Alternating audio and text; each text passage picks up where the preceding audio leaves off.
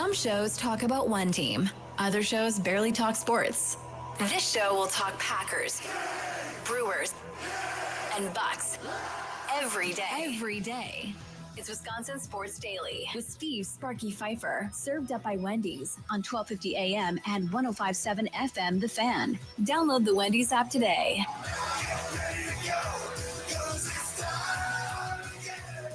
It is time again as we broadcast live from the 1250 AM and 105.7 FM The Fan Studios, powered by the Potawatomi Sportsbook. Sparky out here at Brewski's Sports Club and Barbecue. Come on out, hang with us before the Brewers game.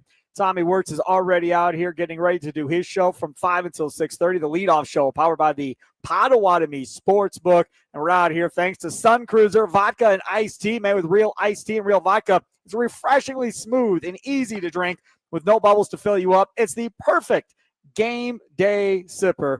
And again, come check it out here at Brewski's. All right. We're going to talk more about the Milwaukee Brewers. Obviously, Tommy Wirtz will join us coming up here in things that we missed. Some things to talk about there with Tommy coming up at 4:40. Time now for our Green and Gold Update. It's time for your Green and Gold update on Wisconsin Sports Daily, powered by the Potawatomi Sportsbook on 1250 AM and 105.7 FM The Fan with Steve Sparky Fifer. All right, let's look ahead at some of these NFL cuts that have been coming down team by team. And I'm just pulling up a random website to kind of look over and see who's been cut from where. Let's look in the north right now at some of the ones that have come through at this point. A couple of them for the Packers. This is on Yahoo. Garnett Hollis Jr., Keith Randolph are the two guys listed there for them. The Packers, or not the Packers, the Bears, I should say. A bunch of names that you don't know. Outside of Samori Toure, he is released, Charlie. I have no interest in bringing back Samori Toure. Why not? Come on. He has a cool name. No. Maybe, but no. Minnesota Vikings have some names out there. One name that you will know, Logan Brown, of course, played with the Badgers, played with Kansas, offensive tackle. He is out there. He is available. He doesn't make the Minnesota Vikings. I don't know if that is the guy that I want, with all due respect to Logan Brown. Like, snatching him for a practice squad, I'm cool with that. I'm fine with that. As far as asking him to come in and be the 6th or 7th offensive lineman, that I don't think I'm at.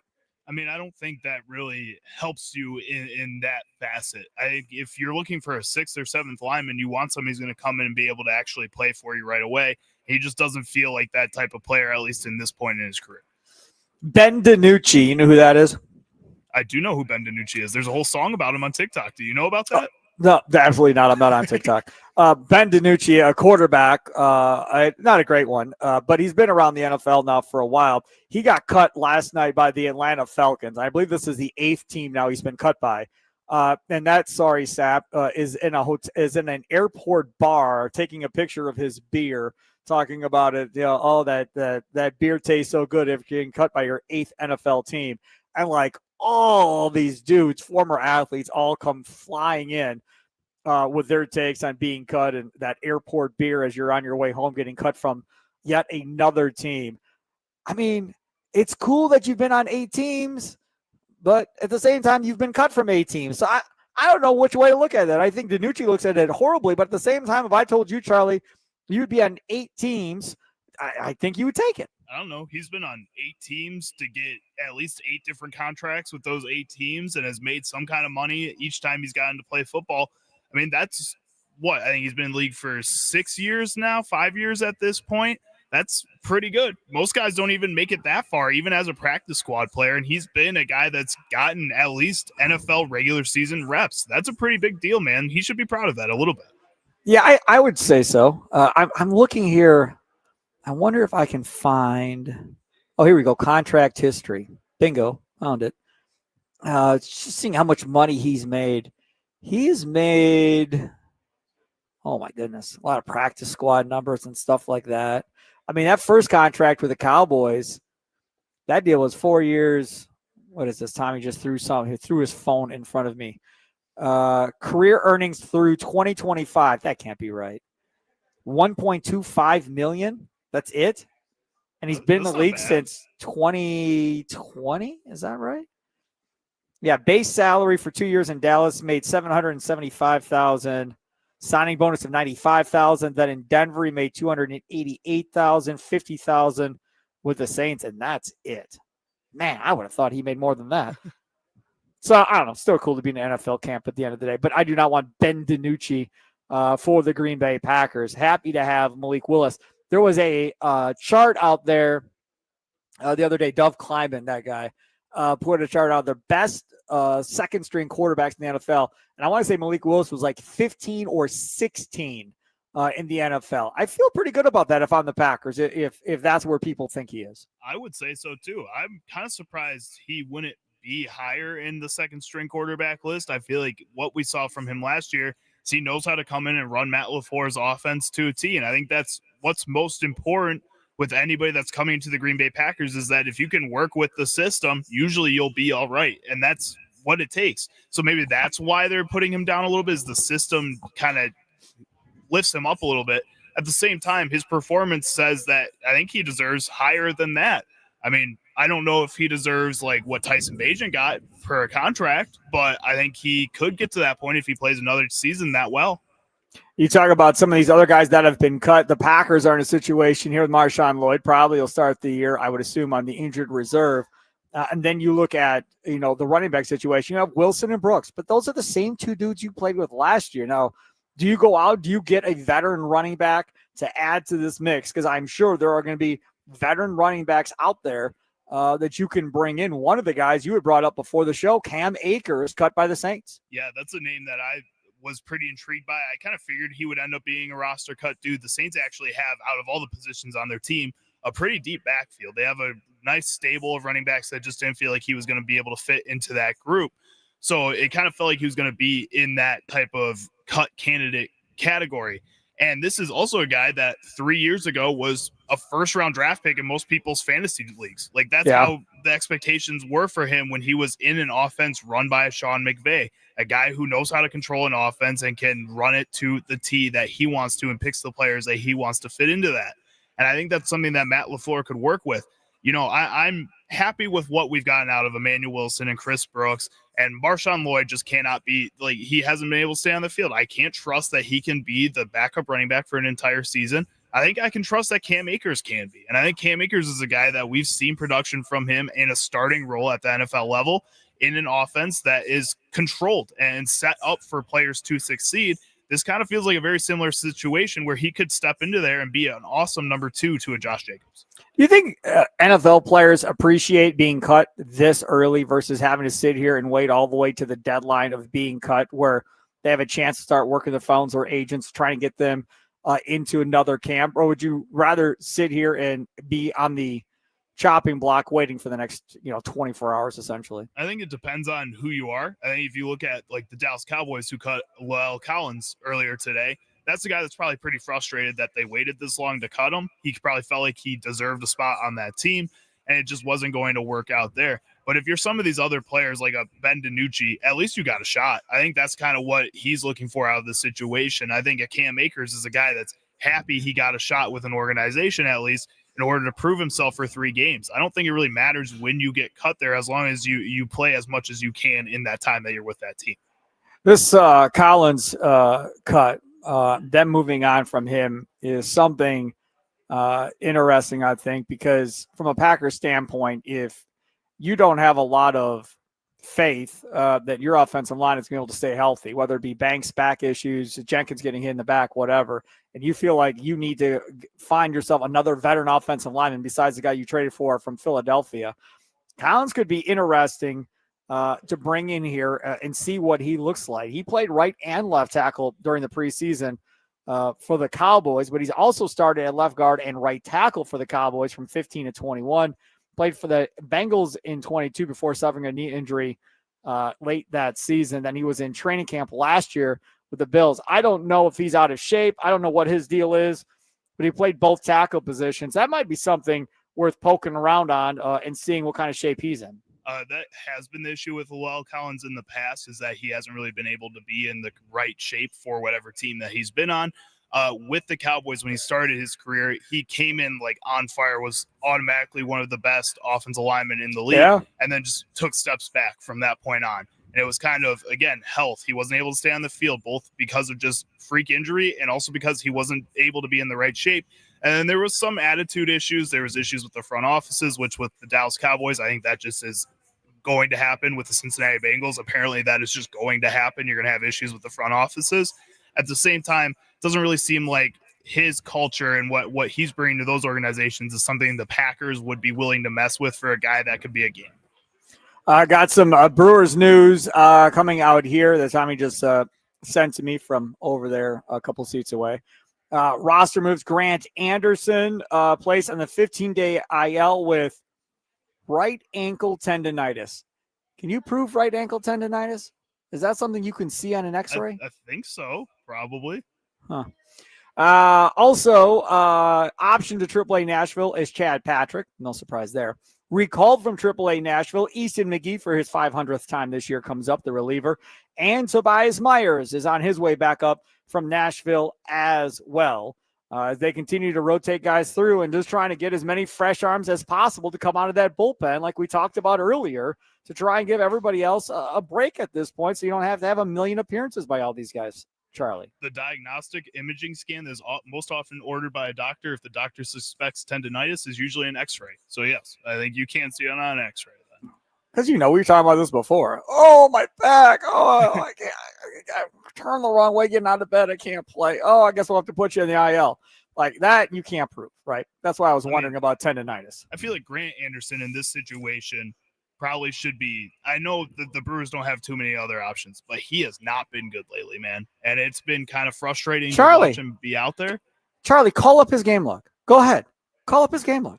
I listen, I was at that game Saturday night. He came walking into the game, and my kid goes, "Who's coming in?" I'm like, "That's Grant Anderson." He's like, "Oh." He's like, "Is he any good?" I'm like, "No, he sucks." And people behind me, when I said it, didn't say anything. And then about, 4 batters in, they're all like, "Yep, he does suck."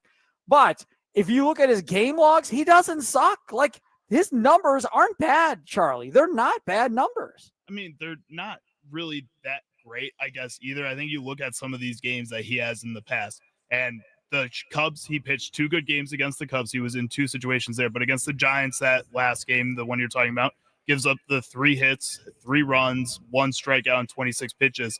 And then Cincinnati, he didn't really have the best game there. He had 3 walks, 1 strikeout, 3 hits, gave up 1 run.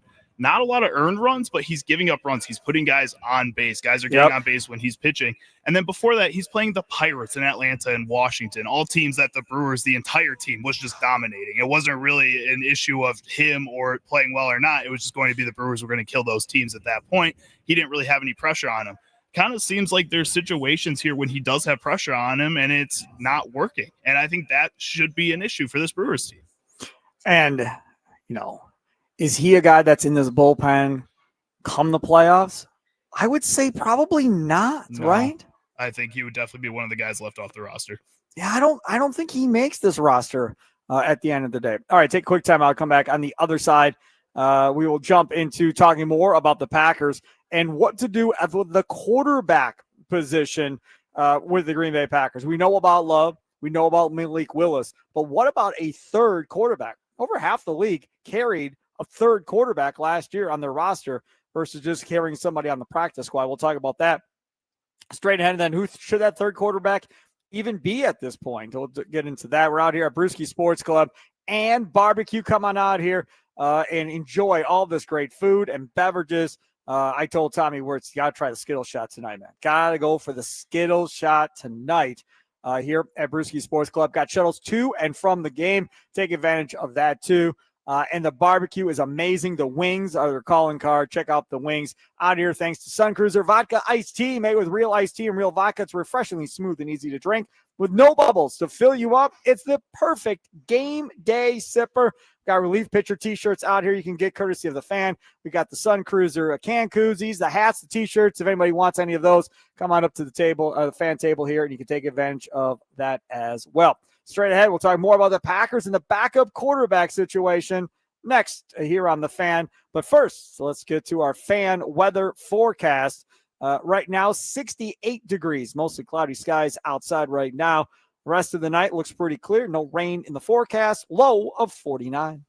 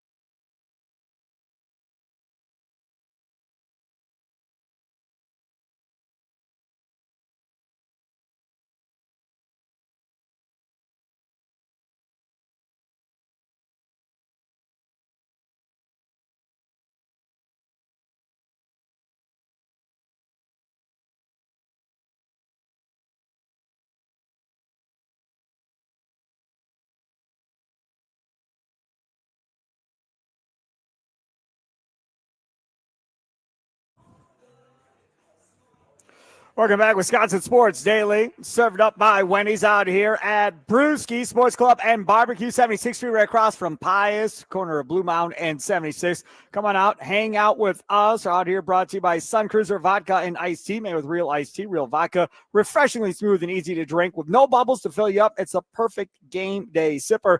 Have a Sun Cruiser Vodka and Iced Tea out here at Brewski's today. Shuttles to and from the Brewers game tonight, Brewers and D-backs. If you're heading down to the game, park here and take the shuttle on over, and then they'll bring you right on back over here. If you're looking for somewhere to have your fantasy football draft, Potawatomi Sportsbook is the place. 2 levels of amazing stuff going on there. 6,500 square feet. Got the Potawatomi Sportsbook kitchen as well. 48 beers on tap, dozen different specialty cocktails. But they're hosting your fantasy football drafts if you're up for it. 14 teams or less. And you will get the second level. So you get a private elevator pass for you and your members. Nobody else can go up there but you guys. Then I have a smorgasbord of food available to you, 3 drink tickets, the board, the stickers for the fantasy football draft, the podium to make the draft picks at. That is where you want to have your fantasy football draft at. Go to Potawatomi.com/sportsbook for more details. Potawatomi.com/sportsbook for more details. And again, you got to reserve your day, your time, all that fun stuff. Potawatomi.com/sportsbook for that. Okay, as cuts are coming in and we are looking around to see what's going on, one of the guys that I wanted the Packers to go get has ended his in-camp holdout. Bengals and Trey Hendrickson reach agreement today on a $14 million raise for this year, according to Adam Schefter, boosting his 2025 salary to $30 million this year for Trey Hendrickson of the Bengals, still scheduled to become an unrestricted free agent after this year. That is a lot of money, but at least they get Trey Hendrickson signed before week 1, Charlie. I mean, that's the money I think most people were expecting for a player of his caliber at that premier of a position. I think that's part of the reason we didn't really feel like the Green Bay Packers were going to be in on a player like Trey Hendrickson at this point. They weren't going to pay a player like that of that caliber at this point in their career. That's just not how they operate. And that's why I think it was kind of a long shot. Even though we were dreaming about it, that's part of the reason we didn't have the same expectations for the Packers as we do for the Brewers. I feel like the Brewers, it's a little bit more reasonable for them to go get that. The Packers, we know what to get from them at this point.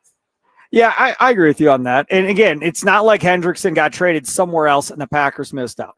They never, ever traded him. I don't know even how serious any of the talks came to trading Trey Hendrickson, which is the same kind of contract or conversation we're having about Micah Parsons getting traded in Dallas. If he doesn't get traded in Dallas, there's nobody to be mad at this point because nobody else got him either. Now, if Trey Hendrickson would have got traded to the Lions and not signed that 1-year deal with the Bengals today, then I would have said, absolutely, you should be livid at this point that they didn't get this done. But that's not how it plays out. So as the cuts are coming in, the question that we have is how many quarterbacks should this Green Bay Packers team carry going into the season? Now, I'm not talking about on the practice squad and the active roster. I'm talking about just on the active roster. How many quarterbacks do you think this team should carry? Last year, this is from Mike Tannenbaum, former Jets GM. Number of quarterbacks on the 24 opening day rosters. 18 teams had 2, 13 teams had 3, so just under half. One team had 4 last year. Charlie, this team has 2 for sure, obviously, and Love and Malik Willis. Then you have your debate between Elgersma and Sean Clifford. What way do you think the Packers should go? Do they keep 2? Do they keep 3? And more than likely, if they keep 2, the third will end up on the practice squad. But who is that third guy then? If it's a practice squad guy or an active guy. Nicolay Law Fan Talking text line 414-677-1250, 414-677-1250. Facebook and Twitter at The Fan Milwaukee. Steve Sparky Fifer with you out here at Brewski's Sports Club and Barbecue. Charlie, which way do you go? I think they're probably going to keep 3 because that's kind of how it felt last season when they were doing this. They cut both Sean Clifford and Michael Pratt, but we knew Sean Clifford was coming back on that practice squad deal. That's kind of how it feels like it's going to lean this season, as well as that Sean Clifford just constantly ends up being that guy that just automatically gets that third spot if that a fourth guy that they had in preseason doesn't take that next step or show them something else. Taylor Elgersma did not show them something else. He didn't show us really anything different than Michael Pratt showed us last year, which isn't any different than what Sean Clifford shows us every single year with this Green Bay Packers team. Feel like you got to keep 3 on the roster just in case Jordan Love gets hurt. You got to have at least a backup plan for then Malik Willis as well. That's what makes sense, and I think the Packers do things that make sense, and this is a move that would be the smartest and safest move for them. No, I was filling in earlier today on the Mason Crosby Show for Mitch Thunder Nellis, and I'll be filling in again tomorrow. Mason said Elgersma would be his guy over Clifford. Elgersma is my guy over Clifford as well, and as I stated earlier today, and I'll say it again, in fairness, I didn't want Clifford in the draft to begin with. Clifford has done nothing to win me over. I realized that everybody was on the Sean Clifford bandwagon. There were some of you fools that wanted Sean Clifford to start over Jordan Love going into his first year as a starter, wanted to get on that bandwagon. Thankfully, the Packers didn't listen to you and went with Jordan Love.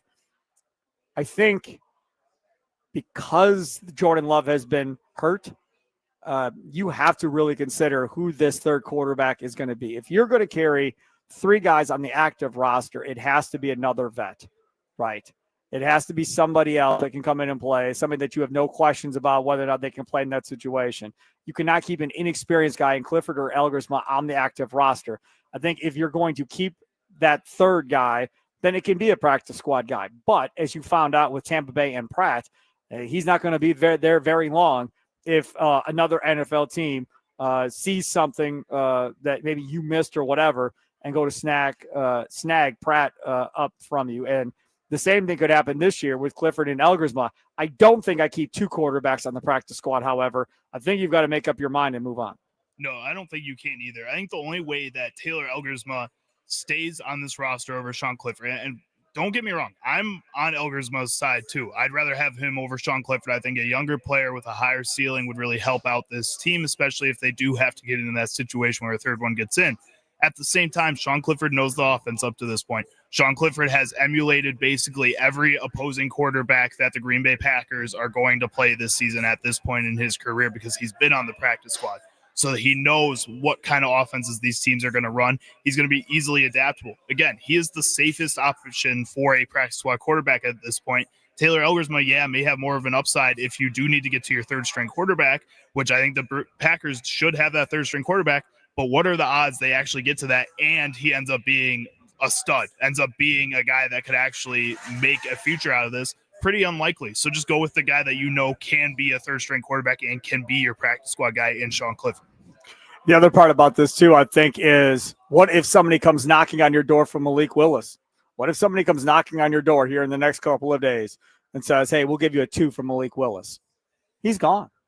I don't think twice. See you. Bye. Enjoy your time wherever you're going for a second-round pick. If you give me a second-round pick from Malik Willis, I have to take that. And third-round pick, I have to literally seriously think about what that means for me, going forward, considering what did you give up, a 7 for him? Mm-hmm. Like, I do that in a heartbeat. And if I can get a day 2 pick, I would consider it. Now, having said that, will that happen? I don't know. Malik Willis may be a backup quarterback for the rest of his career. I may never get another chance to start in the NFL. And if that happens, that sucks for him a lot, because there's been a lot of retread quarterbacks that haven't been very good that have floated around this league for a number of years that continue to get opportunity after opportunity after opportunity. I personally would like to see Malik Willis one more year here. And if Jordan Love were to go down, if he goes out there and wins all the games again like he did last year, that's just going to make it even a better chance that when he hits free agency after this year, that he can go sign somewhere and maybe have a chance to compete for a starting job. But as I stated before, if I'm Brian Gutekunst, I'm talking Malik Willis' agent. I was like, hey, man, look, he doesn't get a starting job offer somewhere. We want him back here as a backup. And even if that backup means, you're paying this cat $5 million a year, $4 million a year, I think I want that continuity in that quarterback room with him and Jordan Love. I want that continuity out of the backup quarterback with Matt LaFleur and Malik Willis, both knowing what to expect out of each other. And I think the longer he's here with this coaching staff, the better he can become, where if you need him in longer spurts because of injury, you're going to be in a good position at the end of the day, Charlie. You will be. I just think that the problem is like you said, you don't care how much you really have to pay him. $5 million is a lot of money to pay a backup quarterback per year. That's what the Bears are paying Tyson Bagent now. They signed him to a 2-year, $10 million deal. So that's probably what Malik Willis would ask for if he's going to be a free agent and they like him that much as a backup quarterback. For a team like the Green Bay Packers, I don't think that's a wise investment. I think that, yes, you want to have that continuity back there, but also, like we were hearing before, Malik Willis isn't that highly viewed. I think he works because he works within this Packers offense, and that Matt LaFleur makes him work. I also think you could go pick up Tyler Huntley, who's a free agent now after getting cut by the Browns, and I think he could probably do the same exact thing, maybe a little bit worse than Malik Willis, but enough to keep the position afloat. I don't know if Malik Willis is really all that valuable and worth that type of backup money, especially when a team like the Chicago Bears, who are really trying to get an insurance opportunity out of a guy like Tyson Bagent, if Caleb Williams doesn't work out, that they want to have that player back there. I don't think the Packers are in the same position. They're worried about Jordan Love getting hurt, but he's your quarterback. You don't have to worry about having a backup plan just in case he doesn't work out. Football Talk on the Fan is presented by Paramount Plus. You can't count on much these days, but you can always count on Sundays with the NFL on CBS and Paramount Plus. Watch your local NFL game live every Sunday on CBS and Paramount Plus all season long. Visit ParamountPlus.com/NFL to get started today. Coming up, we're going to talk with Tommy Wirtz, get ready for this game coming up tonight. Also, Kansas State, it was playing over against Iowa State in Ireland this weekend. Did you all see the fight that broke out in the parking lot after that game was all said and done? And it was raining. They're rolling around in the puddles and everything else. If you haven't heard about that, we have to talk about that coming up. And, hey, looky here. I just saw the lineup, and I'm not going to give it away. I'll let Tommy tell you the lineup at 5 o'clock. But Pat Murphy's trying today to win the game. So That's nice. After the last 2 days, it's nice to see Pat Murphy giving it a go here, Charlie, and trying to win a game with a good lineup today, finally. That's pretty cool. I'm excited for that. Too bad it's against a bad team. So this is the team that you'd want to play kind of a bad lineup with, but okay. Mark my words. I called it a good lineup. Watch him get like one hit tonight. Everybody's like, oh, see, Sparky, you're an idiot. You don't know anything. But that's all right. This lineup, I approve of this lineup that Pat Murphy has put out there tonight. Plus, also from Pat Murphy before today's game, he gives updates on the injury rehab situations of Jackson Churio and of Reese Hoskins and how that's going at Nashville and how close they are. Plus, you get an update on Joey Ortiz as far as where he's at on his rehab with his hamstring issue.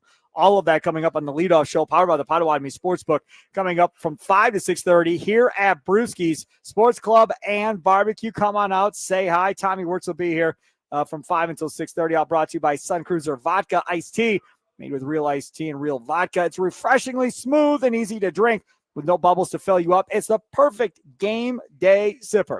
It's Wisconsin Sports Daily, served up by Wendy's, live from the 1250 AM and 105.7 FM, the Fan Studios, powered by the Potawatomi Sportsbook. Sparky here.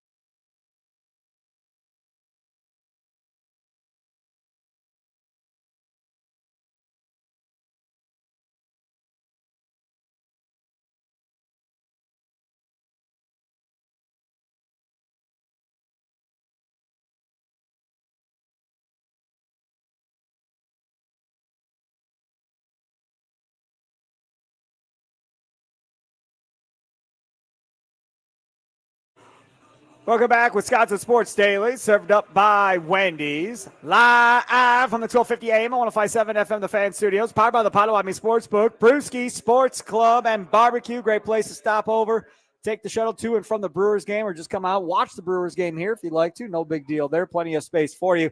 Again, barbecue, the wings are amazing. They've got meatloaf, pulled pork, pulled chicken. You go through the list. They've got it all here. And, of course, we are out here because of our lovely sponsor, And again, vodka and iced tea, they go together, right? Sun Cruiser vodka iced tea made with real iced tea and real vodka is refreshingly smooth and easy to drink with no bubbles to fill you up. It's the perfect game day sipper. Take advantage of that. Also take advantage of that Prize Picks app. Download it today. It's free. It doesn't cost you anything. And it's simple to play. It's daily fantasy, right? All you have to do is pick more or less on 2 to 6 player stat projections. If you get the picks right, you could cash in and win up to 2,000 times your money. Download the Prize Picks app today. Use code SPARKY, SPARKY, to get $50 in lineups after you play your first $5 lineup. That's code SPARKY to get $50 in lineups after you play your first $5 lineup. Prize Picks, run your games. I'll do the math for you real quick. You spend $5. If you play $5 a lineup, that means you will be able to play 11 lineups at $5 a piece, and all it's going to cost you is $5. This is a no-brainer. Download the Prize Picks app and use code SPARKY, SPARKY, to play. Also, don't forget football season, obviously preseason now wrapping up. You got college season going on as well, and this is the way to do it, is with daily fantasy. You can go on there right now and do Jordan Love more or less on season, right? So season passing yards, more or less. Rushing yards for Josh Jacobs, receiving yards for any of those receivers, touchdowns thrown for Jordan Love, rushing touchdowns for Josh Jacobs, all available more or less for the season. Or you can go ahead and do more or less on daily stat projections for week 1. No-brainer. Download the Prize Picks app today. Use code SPARKY, SPARKY, to get $50 in lineups after you play your first $5 lineup. That's code SPARKY, SPARKY, to get $50 in lineups after you play your first $5 lineup. Prize Picks, run your game. Must be present in certain states. Visit prizepicks.com for details. Amari Cooper back to the Raiders. 1-year deal to go play with Geno Smith with the Las Vegas Raiders. I think they might be actually sneaky good this year. They may not be in the playoffs, but they may be around 500 this year. It may not be all that bad. Things that we missed on today's show. We didn't miss this, but I'll say it one more time as Tommy Wirtz is sitting next to me. Grant Anderson, relief pitcher, placed on a 15-day IL, retroactive to August 24th with right ankle tendonitis. Chad Patrick optioned back down in AAA Nashville after his start yesterday. Recalled Easton McGee and Tobias Myers back in action. Spencer Mikolas, you had him on, right? Yeah, Michaelis, yes. Right. Yep. Mm-hmm. He quote tweets that and says, Grant Anderson has a 2.87 ERA while throwing the 11th most relief innings in all of baseball. Many seem to think he always allows inherited runners to score, but he's allowed only 6 of 30 to score. I ask once again, why in the world is he getting all of this hate? To that, I say, I don't know. I'm just telling you, when the man comes in, I get nervous. All right, over here is Tommy Wirtz out here at Brewski's. First time to Brewski's? I'm assuming you've probably never been here? Yeah, I don't usually get more west than Cudahy other than Hales Corners. And then, because you have to for work. Right, correct. Yes, yeah, I don't like to leave that place very often, but a super awesome venue we got going on here too.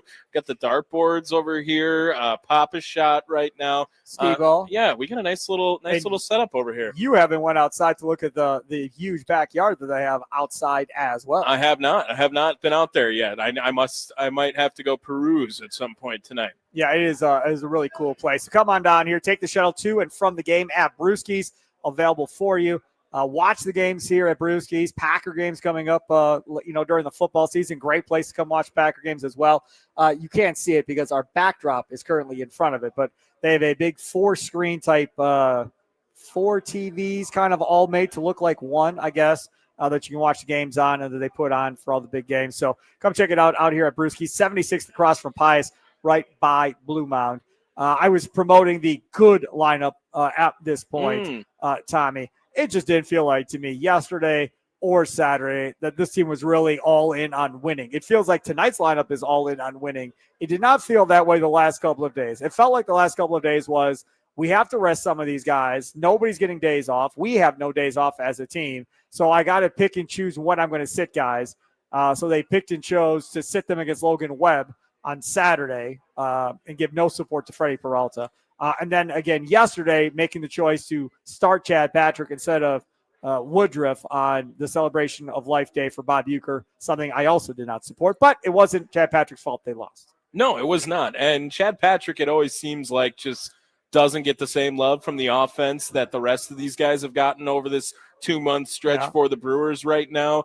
I will also say that I did send you a text message yesterday that I was thinking about you, that I was praying for you. I ignored it. After Anthony Siegler was the guy who went down looking. Never should have been hit back. Maybe your two least favorite things, Better. Anthony Siegler and going down looking on strike 3. They could have given you a bat, and I would have felt more confident in you doing something than Anthony Siegler at this point, with all due respect. I don't understand. I really don't understand why with Caleb Durbin. I know Murphy gave a little bit of an explanation in post-game about the decision to do that. But, I mean, the guy had homered already in the day, and Caleb Durbin, do you know that he leads the National League Central at third base in WAR? Do you know that? He's the best third baseman in baseball, according to WAR. But Murphy would tell you in the National League Central. But Murphy would tell you that's because he only platoons. Well, that's what Murphy would tell you. He's going to tell you, well, if he played every day, would he be the same? Probably not. He's not going to be as good as Siegler. We've seen evidence of him being a better defender no matter who's pitching other than Anthony Siegler. Yep. And on top of it, I don't know why you just don't give the guy the chance. I mean, he was productive all season now. I mean, since really the beginning of June, Caleb Durbin has been a very important piece of this Brewers run, it feels like, in this stretch. I miss Joey Ortiz already, and you guys – I hope you turn the corner on Joey Ortiz this year and how important he has been now for the team. Let me see if I got this right. You're trying to sell me on Joey Ortiz because of Monasterio being the shortstop. How many teams do you think Monasterio would have been on in baseball throughout the course of the year other than Milwaukee? Would you rather Joey or how many teams would Andrew Monasterio be on? Would he have been on outside of Milwaukee the entire season? Ooh, okay. You got to think Colorado. Right? Because Maybe. they just take everyone that used to play for the Brewers, and then the Brewers. Yeah, the top two, the all ends of the spectrum, Andrew Monasterio covers. And offensively, he's been really good his last several games. Oh, yeah. I mean, if you look at Monasterio's game logs, which I'd like to look at, for reference points, he's been pretty good offensively. Yeah. But again, defensively, he's not Joey Ortiz. Nobody's going to sit here and say he's had a pretty good week defensively, he has, too. Yes. Yes, but I'm just saying he's still not Joey Ortiz. Range-wise and everything else, he's not going to be Joey Ortiz. Just like Caleb Durbin, when he's at second base, is not going to be Bryce Terang. Would you rather Joey Ortiz plays third base and Andrew Monasterio plays shortstop, or have Joey Ortiz at shortstop and Siegler play third base? I'd rather have what I said in the offseason, which is Joey Ortiz at third, Terang at short, Durbin at second, and then Hoskins at first. That would be what I wanted before the season started, and everybody thought I was an idiot. Fine. Now here we sit. Rhys Hoskins is getting closer to coming back. You have Andrew Vaughn already. You got your guy, Jake Bowers, who's actually worse than Siegler somehow or got another. On base Not twice even sure how that's even damn possible. Twice on Saturday. How is he worse than freaking Siegler? How's that even a thing? Andrew Vaughn does not score on that double that scored the only run in the 7-1 loss. I think he's getting cut. Fact. I think he's going to get cut. He is not making the playoff roster. 0% chance. No, I mean like he's getting cut when they activate. Hoskins getting cut. I don't think he's going to make it to the end of the regular season. Yeah, I don't know. Would you rather have the pinch hit bat of Siegler or Bowers at this point? But that's not it. Some guys around. But that's not it. It's about Pat Murphy not trusting Caleb Durbin to play against righties and lefties at third base. Yeah. That's the only reason Siegler's in there, because he doesn't trust Caleb Durbin. Oh, by the way, Siegler sucks. And it doesn't matter if you're left-handed or right-handed. Yeah. He stinks equally. I understand. I understand the frustrations with Anthony Siegler. It has not been a fun experiment so far with the Brewers on what they have going on at third base. I also just don't think that it needs to even be an experiment. I think Caleb Durbin has earned the spot to be the everyday third baseman on this team. Right. And really, it's not Anthony Siegler's fault either on that. It's just that they don't really have the love for Caleb Durbin that they had all year, by the way, and then all of a sudden, like a month ago, it's like, let's give Siegler a shot. Said it earlier today. I don't know if he's got pictures, if he's dating somebody in the organization's daughter, what the deal is, but it's ridiculous. Did you also notice that in the middle of his trip to the majors, that Siegler now, not only is he only playing against, righties, I guess, so that he can only bat left-handed, but they switched his batting stance. He's not a switch hitter anymore. He's a lefty hitter now.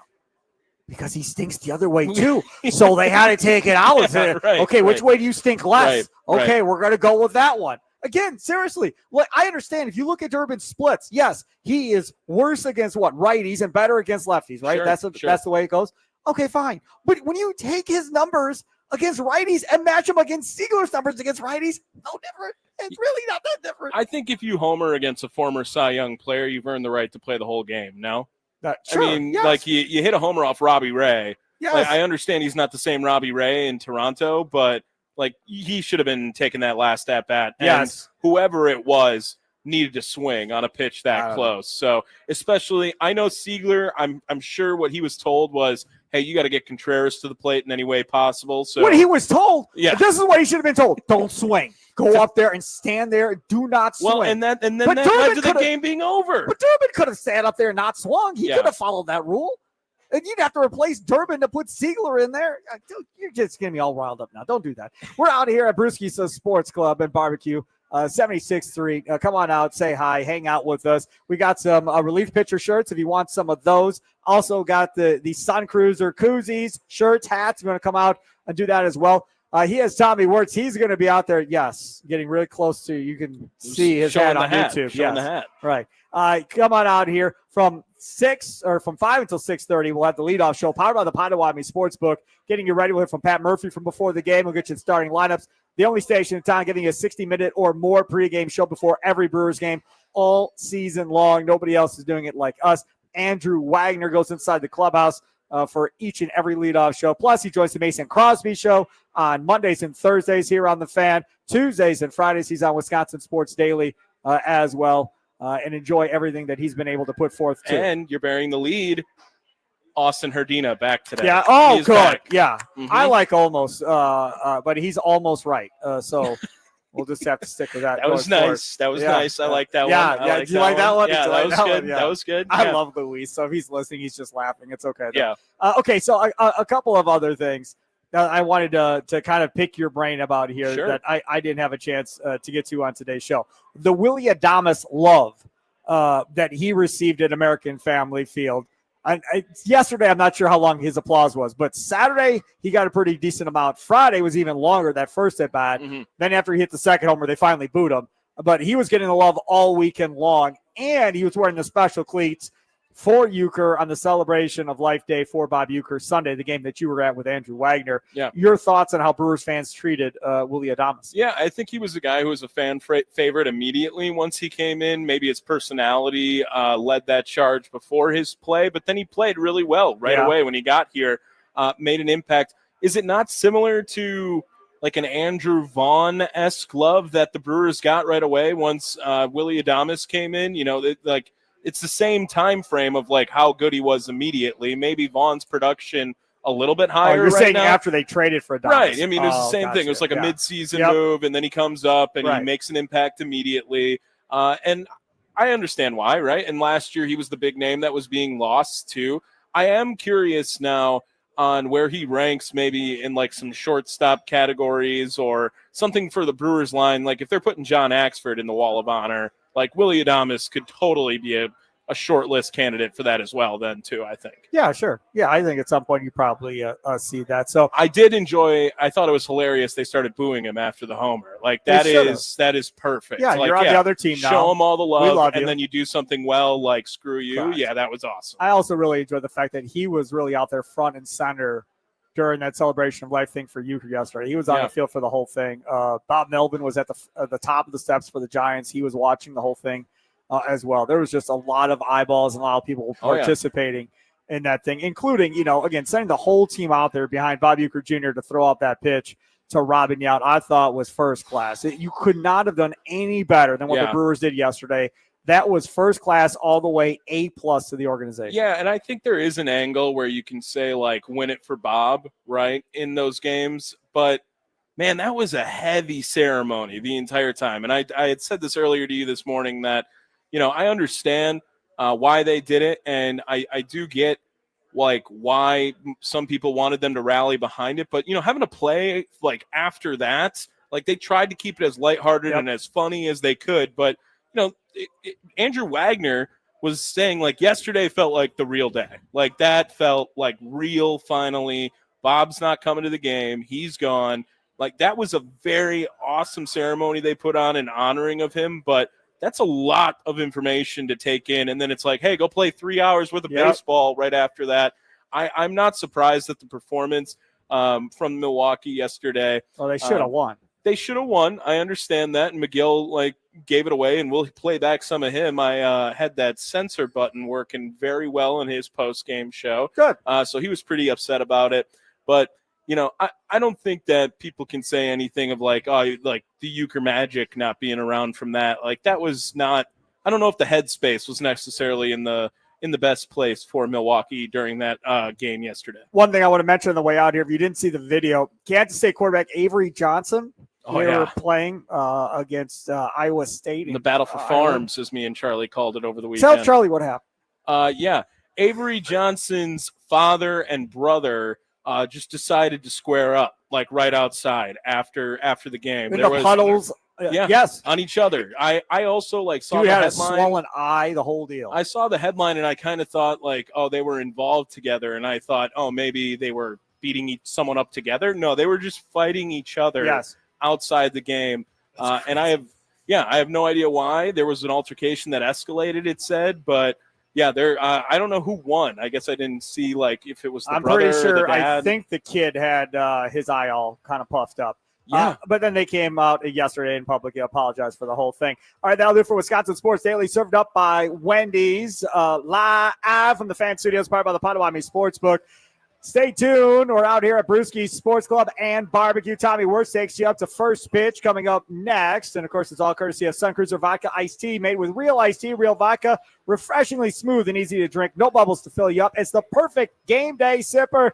Tommy Wirtz and you straight ahead with a good Brewers lineup. How about it after the last 2 days? Have a good one. Toodles.